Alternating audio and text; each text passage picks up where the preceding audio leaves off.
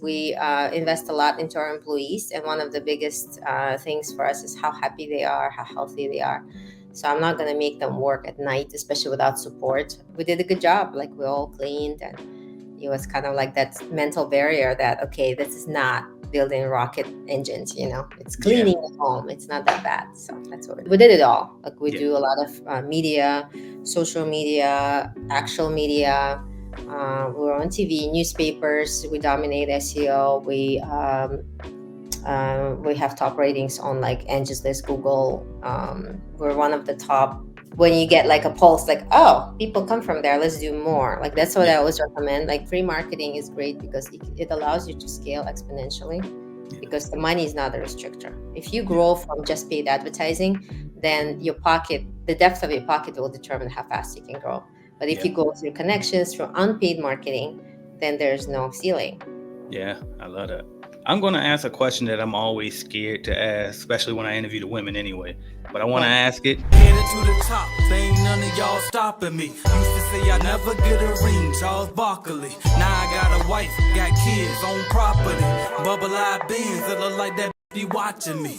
Okay, I lied about the beans, but that was hard though. I'm still in that black act, but she starred though. Cause that's all it takes.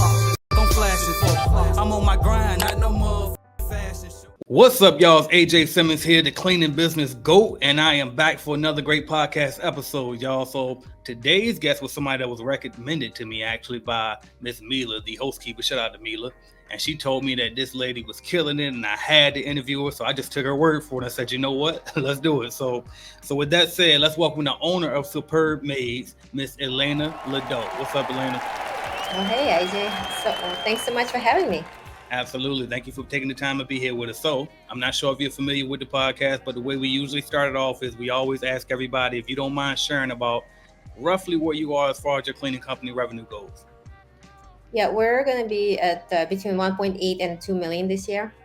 Nice, nice. I love it. All right, before we get to how you built to that point, first, let's just slow down a little bit. Let's talk about who is Elena, who you are, where you're from, and all the background stuff. Sure, it's a little wild. I'm actually an immigrant. I moved to this country almost quarter of a century ago, 25 years ago, 24 years ago. Went to law school, practiced law, lived in Hawaii for 11 years, and then retired. And then my best childhood friend from my home country moved to US as well. She won the green card lottery. And because we couldn't find a job, we started a cleaning company it wasn't even a company. We just started cleaning homes to pay her bills. Gotcha. And I got out of control from there. Okay. Now, what was your home country? Uzbekistan. So I was born in Soviet Union before it fell apart. Gotcha. So I just disintegrated, and as I was graduating from college, and it just went to hell in a basket. Okay. Okay. Now, what were you doing before you started to clean the business? Like, when soon as you got here, you just started cleaning houses, or did you were you able to find a job? Like, how did you really get into it? Yeah, so I was a lawyer, and I was really happy in my career, and Hmm. I practiced for 11 years, did really well. And then after I had my second kid, I took a pause. So for 2 years, we traveled in Europe, my husband, because we always wanted to do that. So we just lived in different countries with our family, with our little family, enjoyed ourselves. And that was the best time. And then right when we came back, I think it was a real estate crisis back then, where remember everywhere were just like blood on the street, right? Like all the industries were collapsing, and I'm sitting in, I think it was in Spain, and I told my husband, like, you gotta fly back to US and buy like everything you see, because it was like Okay. incredibly cheap, right? And so he did, and we ended up buying a bunch of properties in Vegas, including the home where we ended up living. And then when I was done with Europe, I'm like, let's come back and let's live in Vegas. So because it's no state income tax, I'm big on taxes and saving money, Right. low cost of living. We have a property there and all of that. So we end up moving to Vegas, and that's around the time when my childhood friend said, "Hey, I'm moving. I'm coming. Find me a job." And I was like, "All right. Like, you don't speak English. You don't drive a car. You have zero. You're a Russian speaking architect. So how am I supposed to find you a job, right?" Right. But when she came over, we just decided to start cleaning. I don't know if you are familiar with Rohan. He's one of the like, Oh, Gilkeys? yeah, yeah. Yeah, yeah, yeah. So I found his, as many others in our industry, I found his thread on Reddit, Yep. entrepreneurship right along, and I was like, this is so logical. I just Yeah. don't see why it wouldn't work. So I just started. We had actually three partners, like me, my childhood friend, and one more friend of mine in Vegas, and then we just started spreading the word, cleaning homes, and we did a pretty good job. And then whenever we ran into a roadblock, we would just systemize around it. So next time we don't have the same exact problem. Gotcha. Nice. I love it. Now, was it hard transitioning from being a lawyer to coming into this cleaning world? Did you feel a way? Did you get any type of criticism? Like, what are you doing with this cleaning stuff? Like, did anybody criticize you or did you feel a particular way about it? I don't at all. Like I feel like the coolest people, they don't mind doing like whatever it takes just Right. to accomplish that goal, right? It's the people who frown upon others are the ones who don't achieve anything. So like I didn't mind at all. At some point I was standing there and cleaning, and I insisted that we ourselves clean too, Mm-hmm. just so we learn what is it about and all of that.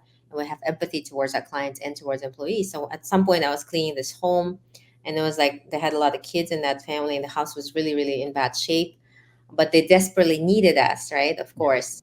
And I'm standing there over, I think it was like a garage refrigerator in the garage, and Mm-hmm. there's a secondary refrigerator, and had the food that was kind of like almost like a stone already, right? So like it was sitting there for like probably a year at least. And it's really disgusting, and I've never seen anything like that in my life. Yeah. It's just I was looking at this and I'm like, what am I supposed to be doing with this? And I was thinking, and to pay for our services, the lady had to like pull the dollar bills out of her bra. Like you can just like all her kids had to like contribute. There was like a little pile of money. So they really, really gave everything they had, which is to me is precious, right? And I'm standing there thinking like, okay, so I'm a diplomat. That's my original degree from my home country, so international Mm-hmm. economic relations, right? And then I have a law degree from US, right? Yeah. So I'm like, I have like two higher education degrees. I'm an attorney. Like my net worth is already probably far exceeds my clients at this Yeah. point. Uh, but I just thought it was very funny. I thought it was just really funny, Yeah. and that's okay, So I did not feel at all stigmatized. I felt excited that Yeah. I get to do that. I get to learn. I don't feel that about myself that, oh, I only deserve the best. Yeah. It's like I'm a person. So that's Gotcha. my feeling. Okay. And then did you initially like how long did it take for you to quit the job as an attorney and go full time with the cleaning business, or did you ever? Are you still a lawyer to this day? Like, how did that go? Yeah, I actually quit a couple years before I started the cleaning business, just to take my family on a trip in Europe, and then we took a sabbatical. Hmm. So yeah, it was my only occupation at that point. I was just doing the cleaning, and I cleaned in the field for like 2 months, I think. Yeah. Originally, my partner was a bit longer, but my main goal was to do marketing and kind of growing. I'm the CEO and all of that Nice. strategy. Yeah. Okay. So, and I'd imagine it sounds like you did all residential. Did you do any commercial or Airbnb or anything like that? We did do Airbnb. We do some commercial, but I didn't like the idea of them not paying me for 30 days or 60 days. Right. And also, I didn't like the idea of working at night. We invest a lot into our employees, and one of the biggest things for us is how happy they are, how healthy they are. So I'm not going to make them work at night, especially without support. So that's why we just focus primarily on residential. Airbnbs we do, but it's not the core of our business. In fact, we fired our largest client that had 47 properties with us because Nice. they're too chaotic, so for our staff. Okay. I'm going to ask a question that I'm always scared to ask, especially when I interview the women anyway.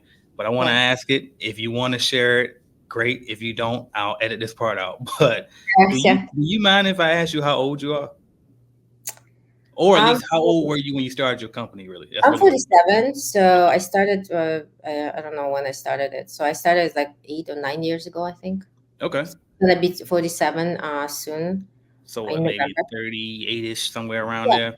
And the reason why I wanted to point that out is because I know a lot of times people will watch, these videos and it's like they'll do it for entertainment, but they really want to, jump out there and take action, but they think that, oh, well, maybe, I'm too I'm old. too Maybe the young old. person game, right? And it's like, and it's like I'm at that age now where I start to feel like I'm too old for things at 36, right? And it's just like, but it's such a myth, and it's like you proving it on top of plenty of others. And so I just wanted to ask you that and kind of point that out, because it's like, I mean, look, what you took a completely different route in the height, like you said, you had a net worth, you were established, and it's like for you to turn and still do this is amazing. So I just wanted to point that out. So Absolutely.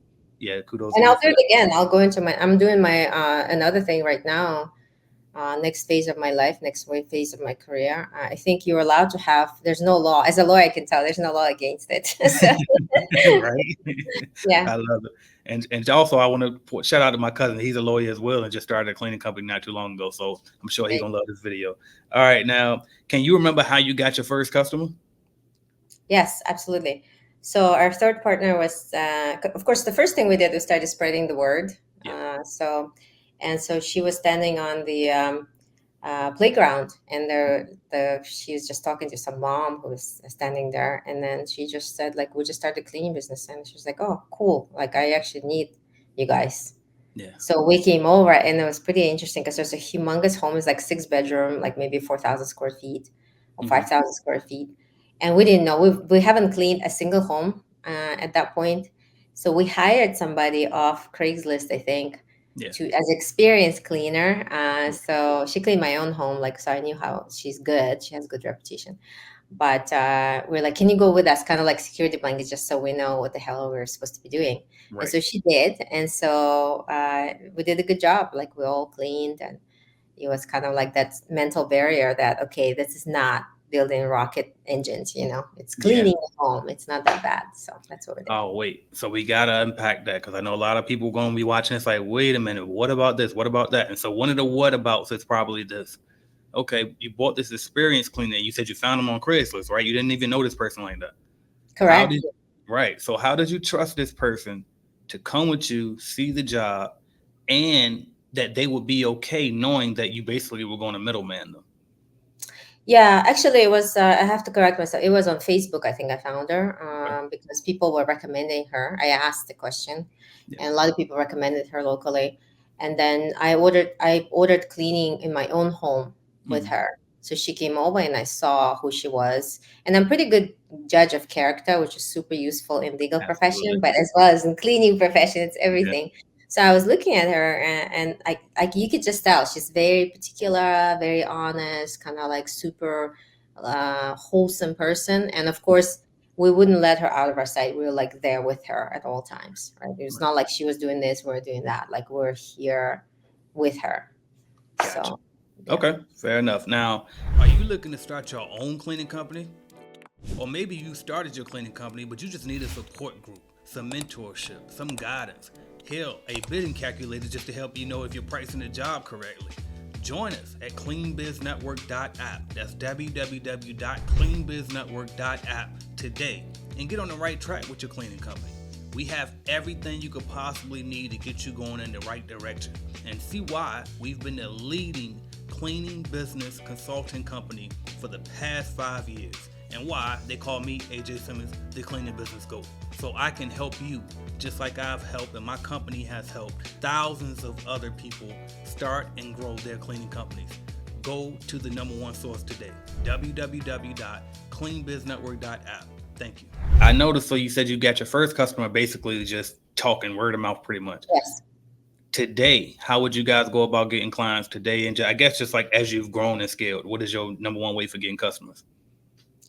I love still collaborating with other businesses. I know it's so funny because I have multiple companies, and a lot of times when I'm launching or taking the company to the next level, this is one of the things I always recommend is to develop network. So other businesses that in home service, they'll send you, like, you cross refer to each other, and it's very powerful. I've been doing it my whole life, or my whole business life.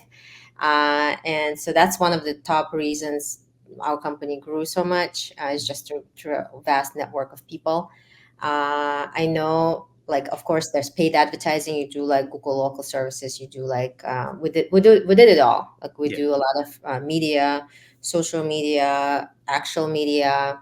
We're on TV, newspapers. We dominate SEO. We We have top ratings on like Angie's List, Google. We're one of the top, I think we're top 11 company on Yelp, Hmm. clean company in the country, right? Okay. So it's like we do it all, but then we invest disproportionate amount of effort into where it's jiving. Like when you get like a pulse, like, oh, people come from there, let's do more. Like that's what Yeah. I always recommend. Like I'm also a coach, right? It's a business coach. So I said, like in marketing, you have certain theories and you do things that everybody else does. But then once you feel like there's traction somewhere, then okay, start doing more, like tweak it more. Yeah. Don't keep doing everything else. Like do like two or three main things and just do it super well and do a lot of it, invest resources into that. But I'm very cheap, you know, as you can see, I'm an Asian woman. I just love. I'm an Asian middle aged lady, right? So, whatever is free, free marketing is great because it allows you to scale exponentially.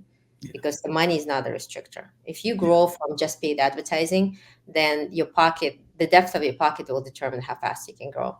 But if Yeah. you go through connections, through unpaid marketing, then there's no ceiling. Yeah. I love that. Love that. Okay. Now, when it comes to pricing, how did you know how much to price the jobs when you first started? Yeah, so we did market research. We looked at all the other companies in Vegas. Hmm. So because we had no clue. I knew that the woman, her name was Shelly, the one, the experienced cleaner we hired. Yeah. She charged $15 an hour, and of course, I understood even back then that it was underpriced. It was like a solo cleaner, no insurance, no license, no nothing. So we did the research. We called around other companies, found out how much they're charging, Hmm. and that was a jumping off point. So Yeah. yeah, Okay. And then today, is there like a particular profit margin that you like to try to make on each particular customer? yeah, we're going for 25%. Okay. I like that. And you know why I like it is because for the size that you are, you know, sometimes I try to point that out to people. Like when you're smaller, you want like higher percentages. But I always tell people as you start to scale, those percentages tend to come down from what I've seen. And so for you to say that, it's like I feel like I'm on point with that. Yeah. Okay. All right. Now, how did you transition from working in your business to working on your business? We started. We did a good job cleaning, of course, because we tried very Mhm. hard. And then the company started becoming more and more popular. We started getting a lot of phone calls, and it was just very overwhelming. To the point where our third partner had an essential nervous breakdown. She's like, I can't even go to the shower. I can't eat because people are calling and emailing, and cleaners are misbehaving. It was just a sheer chaos. She was an admin kind of branch. I was the marketing. So if marketing does its job well and production does its job well, then it's less poor admin, right? They take a hit because you have a lot of like commotion there. So then I talked to her and I realized that we need to introduce systems, CRMs. We need to hire like admin to handle calls. So I started talking, and she was completely opposed to that because she's a perfectionist. That's one of the Right. qualities, right? She's like, no, nobody will do it as well as I do, which is true. To this day, she'll probably do far better job than our admin. Any Right. admin in our company, right? We're still friends. She actually ended up leaving our company on good terms. We bought her out, and we collaborated in my other business with her. But I think she's correct. She does do it way better than Mhm. anybody else. However, as soon as like she departed and we started plugging in like all these systems, Mhm. then instantly it became clear that that is the correct pathway. Instantly everything was much more streamlined, less painful. We could grow much faster. So that was, and I don't know how fast. Probably like about 6 months. I Yeah. would say 6 months is when we switched. Okay. And I love that you pointed that out because basically sometimes we as CEOs and executive level people, we can become roadblocks or what is the word I'm trying to use? It's like we're Bottleneck. basically what was it? Bottleneck. There you go, bottleneck. That's the one. Yeah. And it's like Yeah. we're stopping the scale of the actual company. And so I love that you pointed that out. Hopefully the audience was able to catch that. I love that. All right, now it sounded like you started off with a 1099 contractor from the beginning instead of the W-2 employee route. Am I right on that or no? That was like literally for 5 minutes, and it was only because it was our own friends. So we didn't expect. We actually weren't gonna make it into big company or like, oh, we're in serious business. It was more like, let's like make $2,000 a month so we can pay my friends' bills. Right.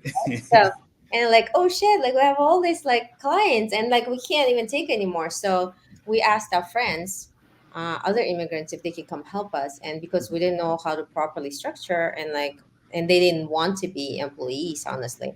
So we had them as 1099s for like very little times, maybe a week or 2 weeks at most.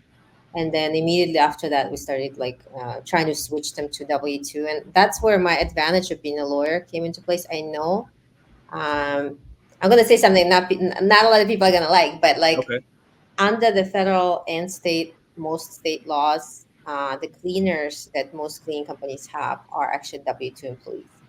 If you put them as 1099, even if they agree and triple sign an agreement and they have their own uniform, whatever, doesn't matter. They're still W-2 employees. And yes, I would love not to have to pay payroll taxes. Oh my goodness, it's millions of dollars I paid, right? It's like nobody, I'm not paying them because I'm dumb. I'm paying them Yeah. because it's required by the law. Payroll taxes are not dischargeable in bankruptcy. They follow the owner. So if you can shut down the business, and sometimes years down the road, if you get there's no statute of limitations, it's pretty serious. It's one of the most severe kind of things that fall liabilities. So for that reason, I'd rather pay like taxes as we go, classify them correctly, because the more the company scales, the more there's likelihood something goes wrong. Like for example, a person falls or a person creates like a massive damage, sets the house on fire, gets into accident on the way to work or something like that, while driving between the houses, right? It's just exponentially higher and higher. If it's just you and literally your best friend, okay, Right. like you don't need to do all of that, right? But if it's like 10, 20, 30, 40 employees, like you should have proper legal framework, because what happens, and that's where like my legal background kind of was focused around, it's like Right. defending businesses after they get in trouble. So I saw how real it is. You So yeah, gotcha. somebody gets injured severely, becomes a vegetable or whatever, or dies, and that's when the lawyers step in. And the Yeah. lawyers step in. They know the law. And they're like, "Hey, what's up with your employer? Where's the workers' comp insurance? Give it to me." Right? And the employer's like, "Oh no, no, no, I'm 1099." And then they're like, "No, you're not. No, you're not." Right. And that, yeah, it's like it's a huge, massive headache and liability. It can just destroy your whole business and maybe your life. So that's why I'm always like strongly advocating for a lot of people to switch into W-2 model as soon Mhm. as possible, Yeah. right? So that's Love just the it. way that I don't like it. I don't like the law. I didn't write it, but that's what Right. it is. It is what it is. Okay. I like that feedback. Now, have you thought about like franchising? Is that one of the goals, or you're not really a fan of it? No, we do actually. I thought about franchising for a long time, and then I started licensing a couple years ago, and we have 17 locations right now, including our main location for this Oh, business. that's amazing. So because Yeah. really like licensing and franchising, they're almost the same, but licenses is a lot less restrictions on it, is my understanding. And that kind of why Yes. they use that route. Exactly. Yeah, that's part of. We do it in conjunction with immigration, because the U.S. has treaties with certain friendly countries that want to develop trade relationships with. So it's called the E2 treaties. Okay. And so if you're a citizen of that country, you want to make substantial investment into U.S. economy, you get to come and it's substantial investment that is not defined, but it's about $100,000 all in, including Mhm. lawyers' fees, like whatever startup cost, license franchise fees. So ostensibly, if you're, let's say, sitting somewhere in Taiwan or like say Ukraine or somewhere like you don't really want to be because of you have like crazy neighbors or something, for instance, Mhm. right? Or you just like wanna you ready, or Kazakhstan, you're ready to get to the next level, and like because US claims the top price. Like if you're an entrepreneur and you Yeah. made it in America, that's it. Like you cannot get higher than that. So everybody in the world understands that. So some people just want to move here just to see if they got it or not. Or because this is the best country in the world, honestly, right? I can tell you as an immigrant. So a lot of times people wanna come here, and so with our system, the immigration authority really does like it, because it's like you have systems that are already proven. We create jobs for Americans, and we pay taxes, create tax revenue, Mhm. and we also won a bunch of awards and stuff like that. We've been in all over the media. So I think licensing does work much better because it allows the owner, the licensee, much more control over their business. Like we Mhm. just support them, right? And we just give them education and support, but we don't mandate a lot. We give them a right, license the right to use our name and our reputation. So Okay. yeah, that's what we do. Yeah. Okay. I was going to ask. So if somebody's watching now and they're thinking, "Oh, wait a minute, I want to just be a superb Maids licensee then. Like, how could somebody go about doing that? Yeah, it's very interesting. We have a couple of people. Actually, one person who already converted. She had her own pretty. I think she was doing about $500,000 a year in one of the major U.S. cities. But she didn't have proper systems built. Like she hired subcontractors, and there were zero systems in terms of it. So it was overwhelming. You can imagine at that size, it's Yeah. already pretty overwhelming with no business systems. So she signed up.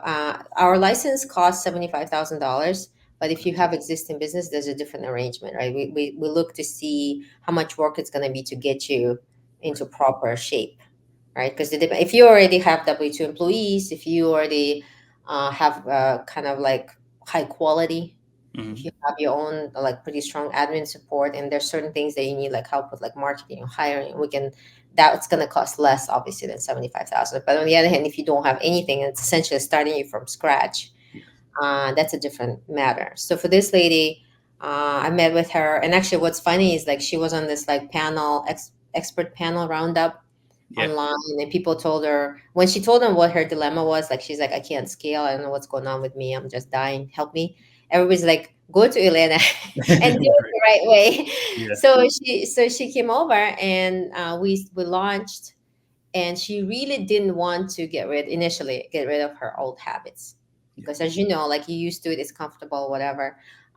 It's painful to switch, but we kept pushing it out, like you need to do it right, like we have a reputation, you have to do everything proper, legal, blah blah blah, all Yeah. systemized.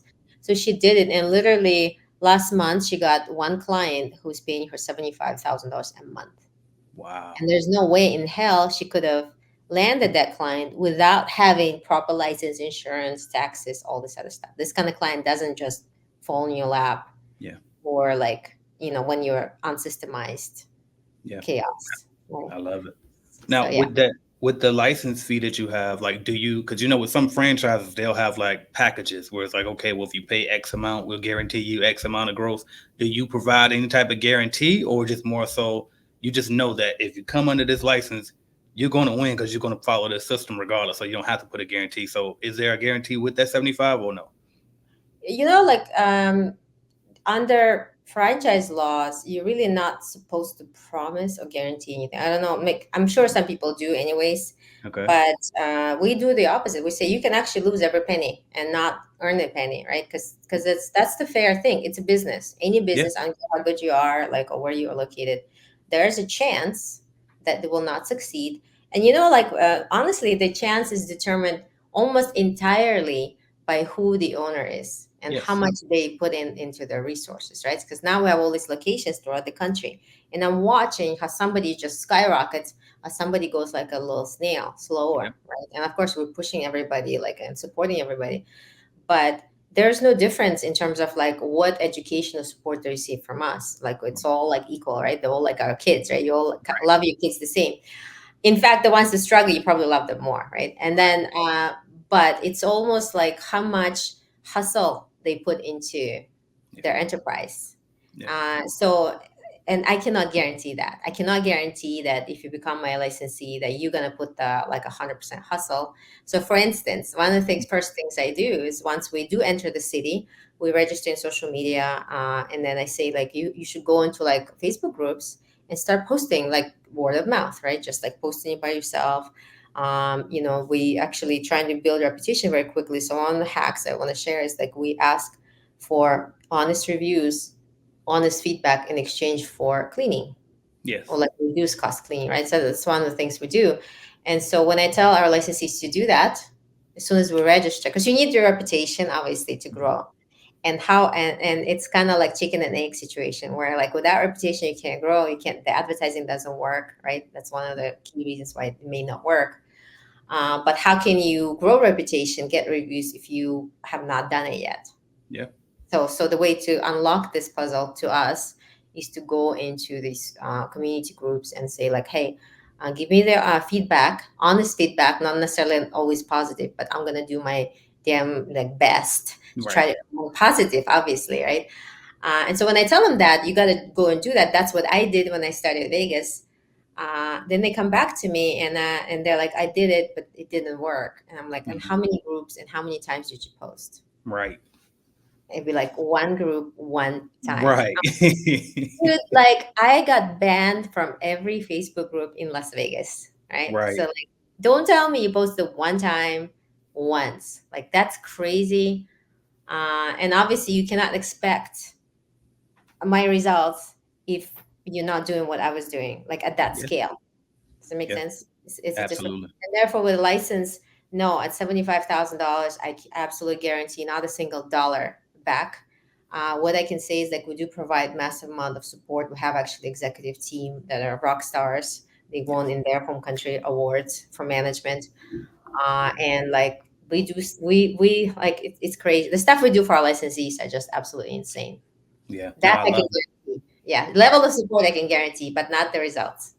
Absolutely. I love it. Now, first off, if y'all didn't hear that, basically, if you ain't getting banned, you ain't doing enough. All right. When it comes to posting in them groups. So make sure you Yes. take that. And then Yes. also Yeah. with the systems. So selfish question, because you made me think to ask you this now while I got you free consultation right now. If you keep doing that your whole life, you just kind of try to look like the for the best in the person potential and not act in your interest, but more like in their interest. Yes. Eventually, like the good ones, they'll stay with you, and that's what forms my teams. And we have a hard time working together because Yeah. he's very domineering. His personality is like, I just tell you what to do, you just fucking do it, right? Like that's Right. how he is, right? And I'm like, I don't work like that, right? That is, Right. and he's like, can you like do that, but in my company? Right. And I was like, no, I love my job. Like, why would I want to do that? You can't afford me, right? I had to take each manager outside to the park on the bench and like fire them one by one.